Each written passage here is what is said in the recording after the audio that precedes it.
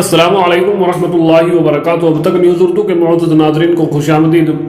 Nadreen, बड़े ही गम के साथ ये खबर आप तक पहुंचाई जा रही है। तुर्की और शाम के अंदर एक बड़ा जलजला आया, एक बड़ी आफत आई और जिसके अंदर 5606 लोगों की तो जान अजल का लुकमा बन गई और 4000 से जायद घर गिर चुके हैं, तबाह हो चुके हैं।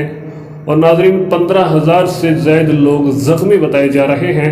नादरीन, ये इस वक्त की बड़ी खबर है जो यकीनन सुनकर दिल को झंझोड़ देगी।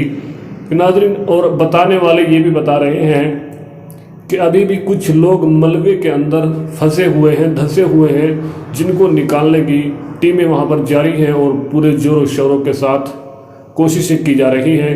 नादरीन, ये आज वही तुर्की है जो हमेशा से इंसानों का साथ देने में सबसे पहले मैदान में आते थे।